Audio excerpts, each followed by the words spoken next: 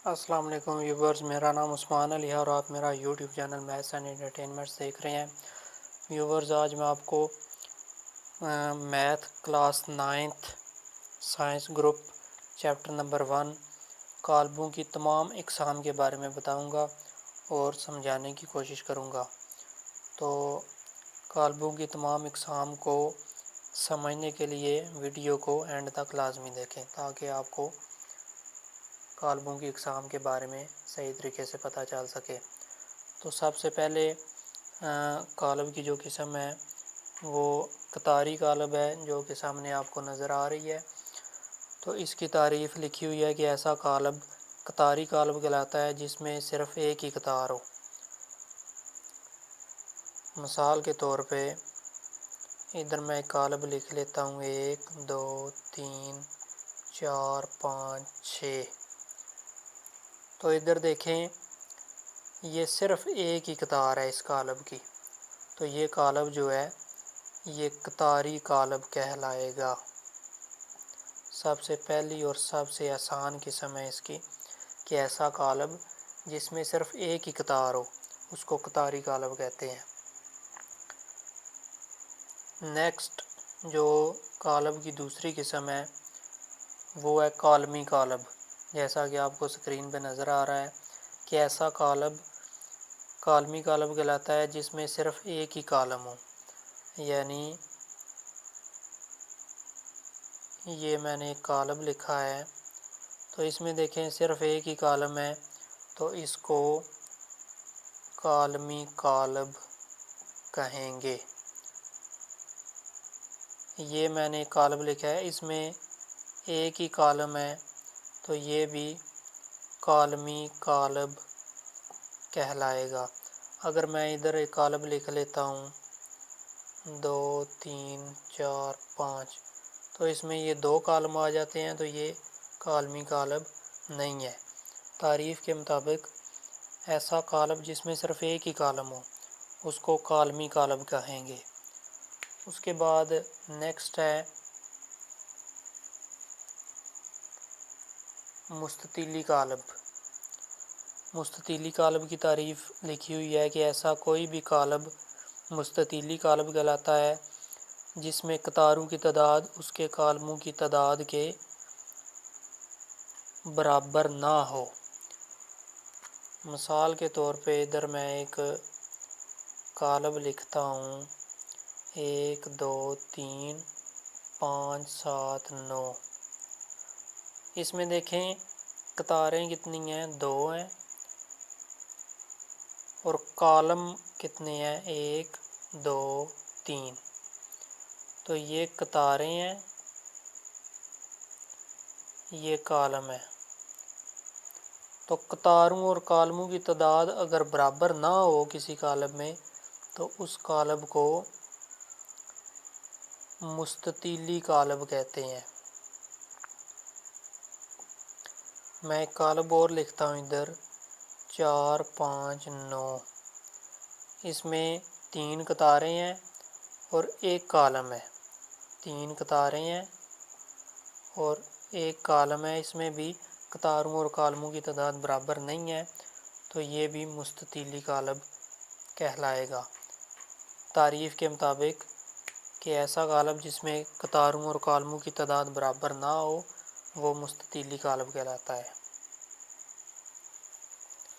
Next जो कालब की किस्म है वो है मरबी कालब। जैसा कि सामने आपको तारीफ़ लिखी नज़र आ रही है कि एक दिया हुआ कालब मरबी कालब कहलाता है अगर इसमें मौजूद कतारों की तादाद इसमें कालमों की तादाद के बराबर हो। मुस्ततीली कालब में क्या था,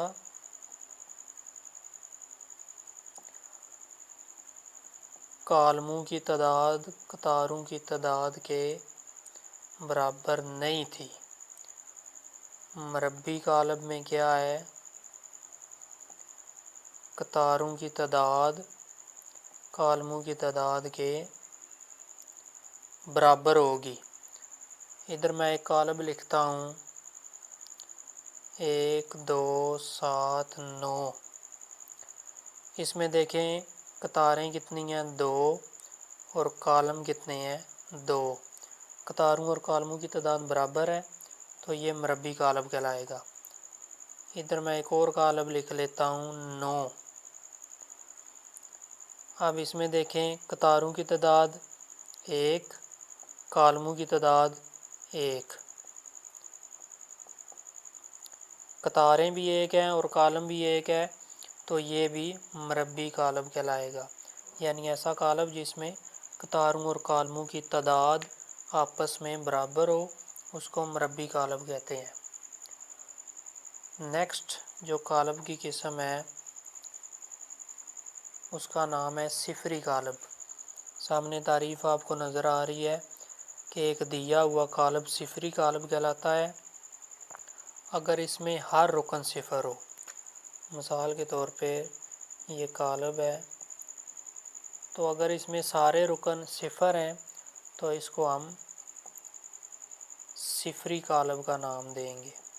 और सिफरी कॉलम को हमेशा ओ से ज़ाहिर करते हैं क्योंकि इसमें सारे रकान जो हैं वो ज़ीरो होते हैं, इसलिए इसके मुशाबे जो अल्फ़ाबेट है वो ओ है, इसलिए इसको ओ का नाम दिया गया है।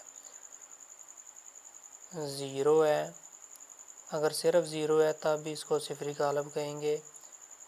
अगर 0 0 0 1 आ गया है तो इसमें देखें एक ऐसा रुकन है जो ज़ीरो के बराबर नहीं है तो ये सिफरी कॉलम नहीं होगा। यानी ऐसा कॉलम जिसके तमाम अरकान ज़ीरो हों उसको सिर्फ सिफरी कॉलम कहेंगे। उसके बाद नेक्स्ट जो कॉलम की किस्म है वो है कॉलम का ट्रांसपोज़। ट्रांसपोज़ कॉलम की तारीफ़ सामने लिखी हुई है। दिए हुए कॉलम m की कतारों को कॉलमों में बदलने से नए कॉलम m की पावर t को कॉलम m का ट्रांसपोज़ कहते हैं। इसी तरह कॉलमों को अगर कतारों में बदल देने से नया कॉलम m की पावर t ही का ट्रांसपोज़ कॉलम होगा।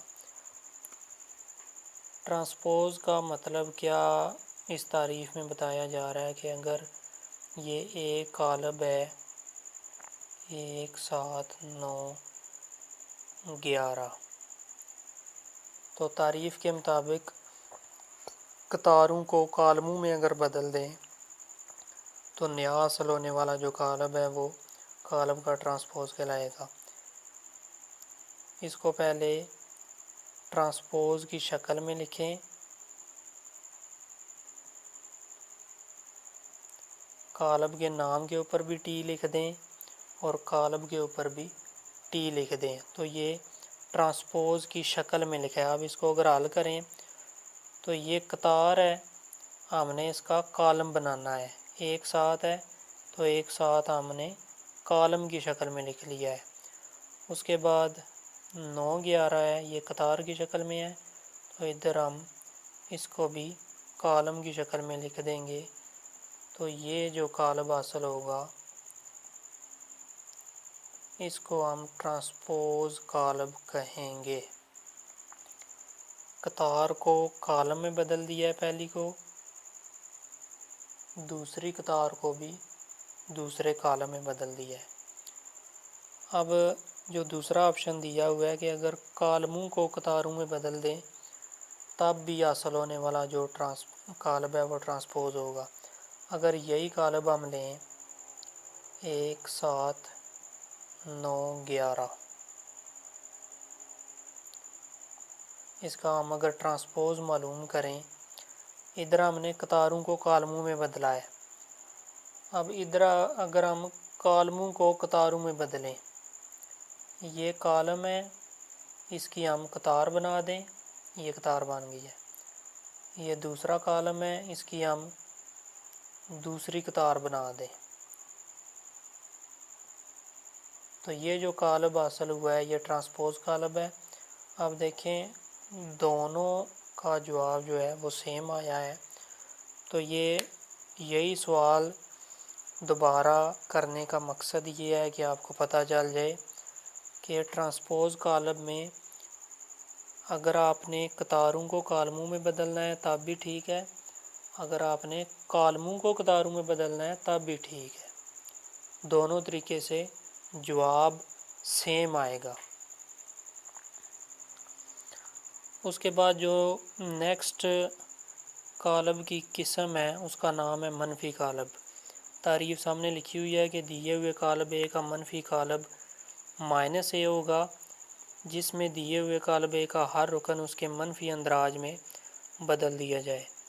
यानी अगर आपने मनफी कालब मालूम करना है तो इसका बिल्कुल आसान तरीका ये है कि ये कालब दिया हुआ है 1 5 -6 7 कालब ए है।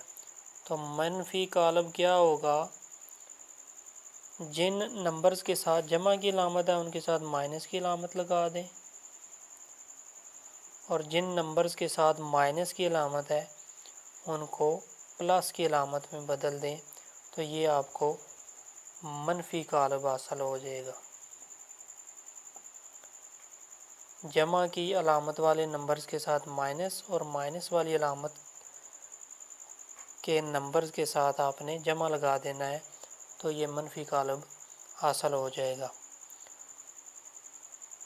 उसके बाद जो नेक्स्ट कालब की किस्म है उसका नाम है सिमेट्रिक कालब। तारीफ सामने लिखी हुई है, एक ऐसा मरबी कालब ए सिमेट्रिक कालब कहलाता है जिसका ट्रांसपोज कालब ए के मसावी हो। यानी अगर कालब ए दिया हुआ है तो अगर हम कालब ए का ट्रांसपोज लेते हैं तो दोबारा जवाब कालब ए ही आता है, तो इसको सिमेट्रिक कालब कहेंगे। इसकी मैं एक मिसाल देता हूँ आपको। मिसाल के तौर पर एक कालब है 1 0 0 1। इस कालब का अगर हम ट्रांसपोज लेते हैं, बी का ट्रांसपोज बराबर है 1 0 0 1, इसके ऊपर भी आप ट्रांसपोज की अलामत लगा लें। तो ट्रांसपोज में क्या करते हैं, कालमों को कतारों में या कतारों को कालमों में बदल देते हैं। तो हम इसकी कतारों को कालमों में बदलते हैं। ये पहली कतार है 1 0, इसका हम कॉलम बना लेते हैं 1 0, इसका कॉलम बन गया। अब ये दूसरी कतार है 0 1, इसका हम दूसरा कॉलम बना देते हैं 0 1। तो देखें जो सवाल में नंबर्स हैं, रुकन है कालब के 1 0 0 1, ट्रांसपोज मालूम करने के बाद भी वही नंबर्स आए हैं 1 0 0 1। ये बराबर है, ये बराबर है, ये बराबर है, ये बराबर है। तो अगर किसी भी कालब का ट्रांसपोज लेने से जवाब दोबारा वही कालब आता है तो उसको हम सिमेट्रिक कालब कहेंगे। उसके बाद नेक्स्ट जो किस्म है कालब की वो है स्क्यू सिमेट्रिक कालब। इसमें क्या है कि अगर हम ए का ट्रांसपोज लेते हैं तो उसका जवाब -a आएगा। -a का मतलब मनफी कालब आएगा, यानी उसमें अरकान वही होंगे, उनकी सिर्फ अलामतें बदल जाएंगी। मिसाल के तौर पे इधर मैं कालब लिखता हूँ 0 2 -2 0। अगर हम इस कालब का ट्रांसपोज लेते हैं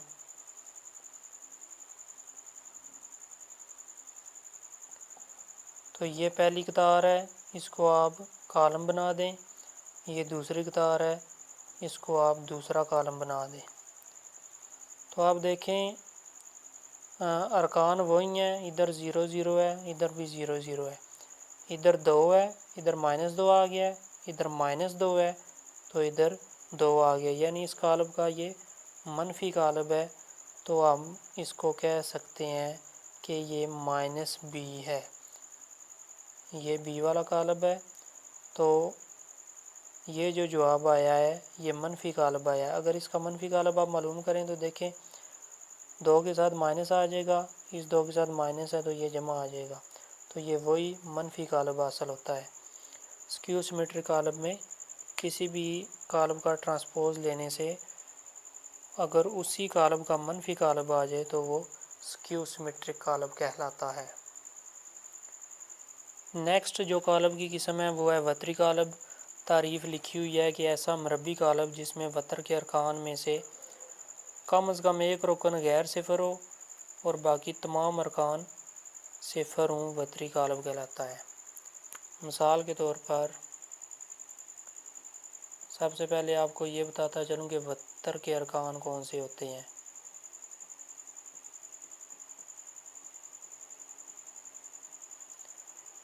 पहली कतार का पहला रुकन, दूसरी कतार का दूसरा रुकन, तीसरी कतार का तीसरा रुकन, ये वतर के अरकान है। तो तारीफ़ के मुताबिक वो कह रहा है कि ये जो वतर के अरकान है ये गैर सिफर होने चाहिए, यानी सिफर नहीं होने चाहिए। बाकी तमाम अरकान जो हैं ये सिफर होंगे तब वो वतरी कालब कहलाएगा। मिसाल के तौर पर कालब ये है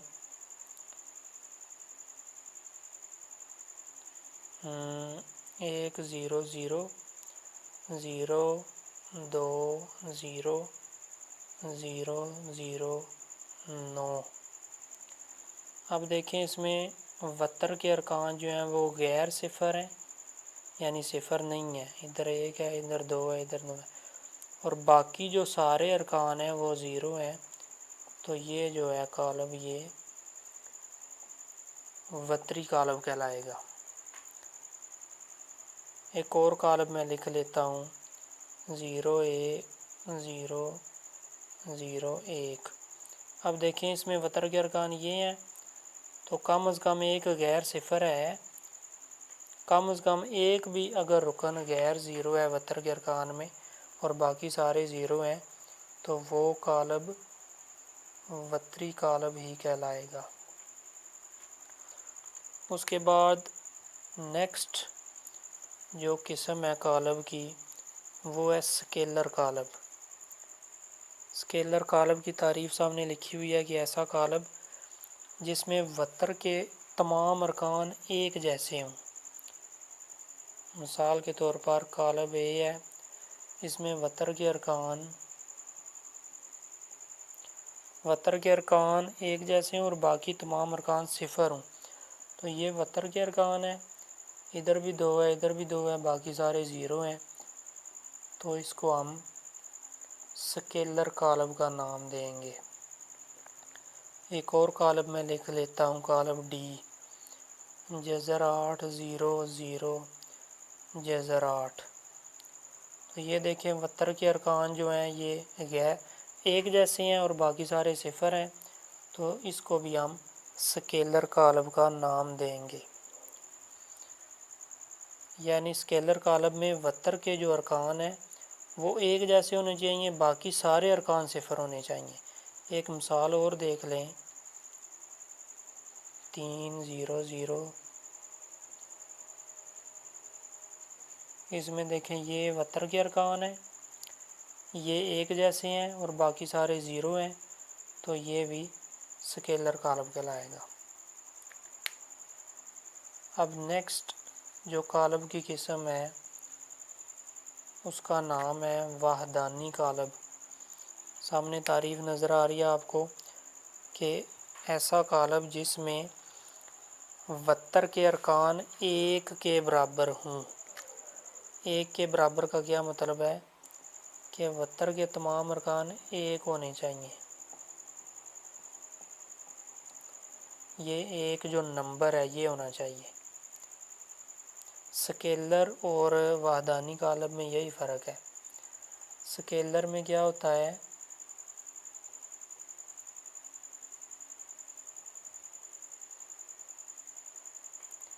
वतर के अरकान एक जैसे होते हैं।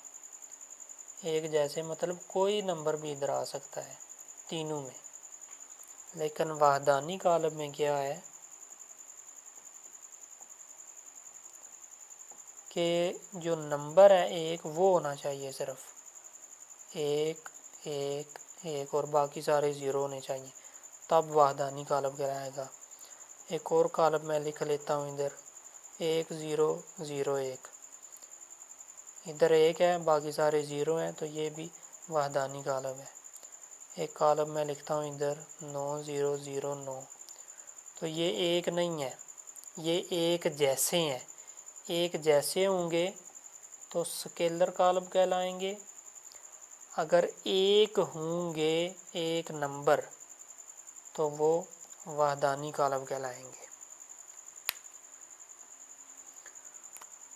वाहदानी कालब का जो दूसरा नाम है वो है ज़रबी ज़ाती कालब।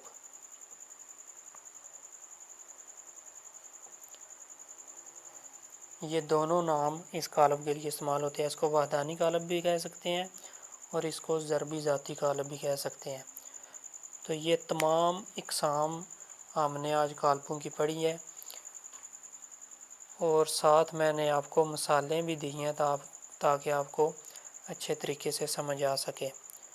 उम्मीद है आपको कालबों की तमाम इकसाम की सही समझ आ गई होगी।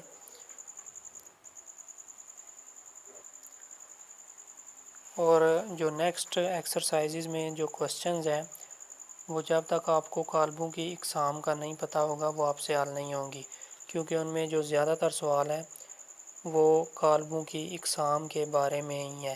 कालबों की ज़रब, कालबों की जमा तफरीक, उस सब में ये तमाम इकसाम इस्तेमाल होती हैं और आपको कालबों की इकसाम के बारे में पता होना बहुत ज़रूरी है। मज़ीद इस तरह की वीडियोस जो है वो देखने, सुनने और समझने के लिए और अपने दोस्तों के साथ शेयर करने के लिए इस चैनल को सब्सक्राइब करें और साथ लगे बेल के आइकन पर क्लिक करें ताकि नेक्स्ट जो आने वाली वीडियोस हैं उनका नोटिफिकेशन वक्त पर आप तक पहुंच सके और आप इन तमाम वीडियो से मुस्तफ़ीद हो सकें। अल्लाह हाफ़िज़।